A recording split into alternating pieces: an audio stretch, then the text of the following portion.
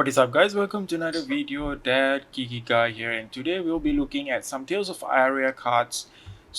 These are the cards that have been updated on f8bdb.net, so you guys can check it out and take a look for yourself. I'm just gonna go through this quickly just to look at the cards being released. Now, if you guys have been following the spoilers, this might not be something new to you, but there are cards that are released which is not part of the content creator spoilers, so that would be interesting to see. Now, the first card we have here is Amulet of Earth. So this is an item card. So it has go again, so that's pretty useful. There are certain item cards that doesn't have go again. Obvious one is Energy Potion. Amulet of Earth here says that attack action cards you control gain +1 and +1 defensive turn. Activate this ability only if you have Earth fused distance. So basically, this requires you to reveal an Earth card in order to gain the advantage. It costs 0, it pitches for blue. That's pretty nice. However, you should remember that this does not have a defense value. So as we go along, you're going to see there are some recurring theme here. Earth is going to be focused more on the damage side, the defensive side. Ice is going to be focused more on disrupting your opponent by forcing them to pay extra cost. Lightning, on the other hand, is going to force your attack actions to have more go again. Of course, attack actions and actions itself. So we have Amulet of Ice. Similar thing is an instant, you can destroy it. The target hero discards a card unless they pay extra 2 resource. So you can only activate this ability if you have Ice Fused. Similarly, another Lightning Fused card. So target action card gains go again. Activate this ability only if you have Lightning Fused this turn. So very interesting to see those action card being given go again. Tom of Findal is something interesting that I think of on the top of my head. So yeah, a bunch of stuff that is very interesting going forward. So I am very curious to see that. Next, we have Autumn's Touch.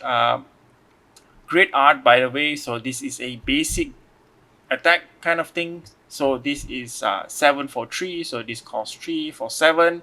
So similar cards would be a Raging Onslaught and cards like that, if you guys are familiar with that. Similarly, it blocks for 3. This is going to be a Earth specific card. So this might not see play, might see play depending on what type of deck you're building. So if you want to be more defensive towards Prism in order to pop their Phantasm attack, so this is going to be quite useful. But we're gonna see how the meta shift and if Prism is going to see more play or less play, so it really depends. Next, we have Ball Lightning, a simple attack action with built-in go again, so that's pretty good. So whenever a lightning or elemental action card would do damage this turn, this combat chain, it deals that much damage +1. So you can't basically break the chain. So this is basically a buff. So that's pretty interesting. It deals that much damage +1. So if you're going with an attack action card with a 3 damage, if it hits, no. So basically, it will deal +1 damage. So it's very interesting. Wait, no. So it has to hit in order to deal another extra damage. Okay.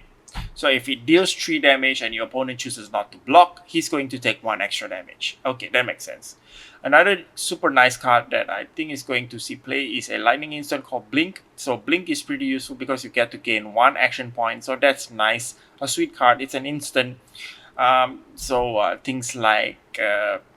like Arc-like Sentinel is not going to be an issue for lightning deck if you are running this. So that's pretty nice to know. You can even use it just to give it go again. Any actions.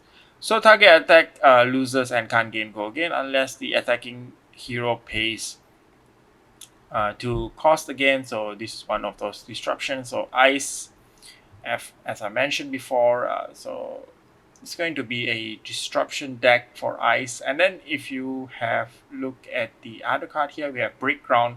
So a simple common card basically allows a card from your arsenal put to the bottom of the deck. If you do, draw a card. So This is a way to cycle your arsenal. If you have something stuck in your arsenal that you don't really like and you want to get rid of it, it does cost 3 and it only blocks for 2, but it does allow for the arsenal cycle. And then next we have a burgeoning. Burgeoning is played from arsenal against +1. So for the cost of 2, this is coming for 7. So that's pretty good actually. It blocks for 2, but that is not an issue here. We are looking at the damage and the cost here going to cost 2 for 7. It's pretty easy to play it out of the arsenal. Next, we have Channel Lake Frigid. So for you, those of you who don't know about this, but this card is available in cold foil, even though it's a majestic. So that's pretty interesting to note. These are the aura cards. So we first have the ice action. So the opposing hero basically has to pay 1 more in order to play their cards and activate their abilities. So for example, your opponent is a Katsu and they would like to trigger their Katsu ability, they have to pay 1. So that's pretty annoying. So once again, following in with the theme of disruption. So that is what is actually going on here. Next, we have Channel Mount Heroic. And then we have Thunder Steep for Mount Heroic. All attack action cards you control have +3. However, it does have cost 3 to put in. So you have to put a flow counter on channel Mount Heroic, then destroy unless you put an earth card from your pitch zone on the bottom of your deck for each flow counter. So as the game progresses, the longer Mount Heroic is in the field, it's going to be a bit more harder to maintain the flow counter on top of this card. Next, we have Channel Thunder Steep. Whenever you play active action card, you may pay 1 extra. If you do, it gains go again. So Lightning is going to focus more on that. It only costs 1, so it's pretty cheap. You can pitch it for 2, so that's pretty nice. So at the beginning of your end phase, put a flow counter again, destroy it unless you put a lightning card from the pitch zone on the bottom of your deck for each flow counter on it. As the game progresses, more and more flow counter is going to be generated. It's not going to be easy to maintain those. Next, we have some simple ice actions. So that's pretty cool. Create 2 frostbite token. So this is kind of a buff. So in order to allow the attacks to create a frostbite token upon hit, so opponent's gonna have hard time basically playing their cards if they have some bunch of frostbite token under their control. This reminds me of a Maurian Sky without the go again, because Maurian Sky basically allows you to create rune chanting token again upon hit. This allows you to create frostbite token upon hit, so that's pretty interesting. Next, we have some ice equipment. Pretty simple, blocks for 0, but it does allow you to create a frostbite token, and it does not require any resource, so kind of like a quick disruption kind of thing going on. But there should be better equipments that you can use. Next, we have a legendary equipment here. Once per turn instant, put a face down card from your arsenal on the bottom of the deck, draw a card, prevent the next 1 damage. So you can use this multiple times. Basically you can play it multiple times, once per turn, but this card doesn't have to be destroyed. And unfortunately, it blocks for 0, so that's really sad. We have a Earth Lore Surge. Next attack action card, +3, +5, +4, depending on the color. So once again, it's a normal kind of buff kind of thing going on.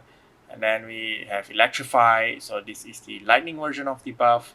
And then we have Embodiment of Earth. So it is an elemental token aura. So non-attack action you control has +1 while defending. So this token is being generated by Briar, the Runeblade lady. So she has the ability to create this. And also Embodiment of Lightning. You can destroy this and basically allow the attack to go again. This is very similar to the Quicken token from the flock. So we have a simple attack here. Some Entwine Ice, some Entwine Lightning. So each with their own effect. So mostly upon fusing, you get those benefits. So quick recap, fusing is basically revealing the card from your hand. So it's pretty simple on that end. So if you are requesting for an ice card, you are going to reveal an ice. If you're requesting for an earth or a lightning card respectively, you're going to actually reveal that. So it's taking some time to load the cards, so we're gonna wait for a bit here. So we have Entwine Lightning, Evergreen. So these are some of the cards that are available. Next we have Flash Freeze. So we're gonna take a look at Flash Freeze. Pretty interesting. And whenever it's fused in ice card, attack you control when you're hit. This turn gains when you attack with this, it gains dominate unless the defending hero pays 2.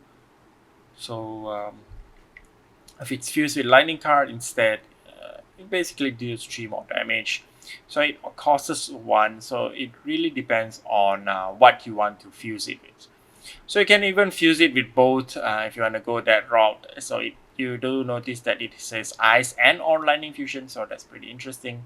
So if some card frostbite token, so this is the token that basically uh, forces your opponent to pay 1 more for their cards and abilities. We have Fulminate. Fulminate is a cool card that I basically spoiled. So if it's fused with Earth card, attack action cards you control gain +3. If it's a Lightning card, against go again. Next we have Heart of Ice. So this is an ice equipment chest once per turn. Cards and activated abilities cost opposing hero an additional 1 more resource this turn, go again. Next we have Heaven's Claw. This is a pretty simple standard cost 1 for 5, and also it blocks for 3, pretty good. But somehow you have to give, if you want to give it go again, you have multiple ways to do it. So that's the reason it's being a lightning attack action card. We have an Ice Quake. Your next attack this turn gains +1. Whenever attack hits hero's turn, create a frostbite token. So another disruption. Icy Encounter, Invigorate. Next attack you fuse this turn gains +3, +4, +2. So this is a efficient buff card. It costs 0, so that's pretty good. So depending on the type of deck you're going for, you might find this in your deck. Lightning Press, target attack action card with 1 or less gains +1. So this is an instant. You can play it as a reaction in order to push some damage. So do be reminded that instant you can play it anytime during your attack.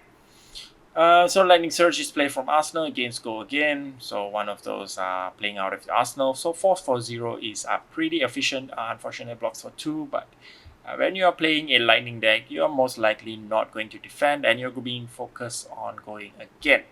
So we have a Mark of Lightning, Plume of Evergrowth. Mark of Lightning is going to be pretty useful whenever lightning or elemental attack control is defended by a card from hand. So if your opponent defended it, you can destroy this and basically deal 1 damage to the defending hero, especially during the late game where each point of health is pretty crucial. Next we have Plume of Evergrowth. You can destroy this, pay 3, destroy it, return a target earth action card from your graveyard to your hand. So if there are something that you need that is pretty crucial, you can use this, but I think there are better head equipments to play. We have Polar Blast, Polar Blast, Polar Blast. So pretty standard. We have Pulse of Candlehold. So these are also available in Cold Foil if I'm not mistaken. I'm going to check the previous one if the auras are available in Cold Foil, but I'm sure this one is available in Cold Foil. It's really pretty. You guys should check it out. And this is depending on what type of pulse you're going for. So Pulse of Candlehold is for Earth. Pulse of Eisenloft is a defense reaction, and Pulse of Volthaven is a ice instant. So for the Earth one itself, you're going to put 2 Earth Lightning or Elemental action card from your graveyard on top of your deck, banish this. So this is basically a kind of like a remembrance, but it does block, so that's pretty good. So unfortunately, these 3 are legendary cards. You can only have 1 copy of them in your deck. If you have 3 copies, it's gonna be a bit overpowered. So that's the reason. So your next Ice Elemental attacks gain +4. That's for Volthaven. Eisenloft is a defense reaction. So we have some card Rejuvenate +3. So this is kind of like a Sigil of Solace, but you don't have to fuse it to play it as an instant, and it does cost 1, but it comes with the upside of being able to block. Next we have Shock Charmer. Sorry about that. It's pretty late at night and I'm getting sleepy. So we have Shock Charmers, instant, it costs 2. So next time an attack action card you control hits a hero, instant deals 1 more damage. So this is a 1 damage buff instant. So you can actually pay as much as you want in order to activate this. So it's not a once per turn instant, you can keep paying for it in order to deal more damage. Next, we have a once per turn instant Shock Striker gains. If Shock Striker hits a hero, deal 1 damage to them. So this is a once per turn instant. So you can choose to pay 2 in order to do that. So tomorrow, so you can get to put a target earth or elemental action from the graveyard on top of your deck. Sorry, bottom. Next, we have Summer with Shelter. So target defending earth or elemental action card gains +2. So if you choose to block it at a non-attack action, you can get to basically +4. Sorry, action card. Next, we have Tome of Harvest, one of those Arsenal cycle cards. So you might see this being played in some deck, but it does seem to be a bit resource heavy. So we have Weave Earth. So these are some basic buffs for Earth attacks. So we have Weave Ice. It gains Dominate for your Ice attacks, and Lightning, as usual, is going to be Go Again. So pretty standard stuff. So Winter's Bite, target hero discards a card unless they play 1, so you get to go again.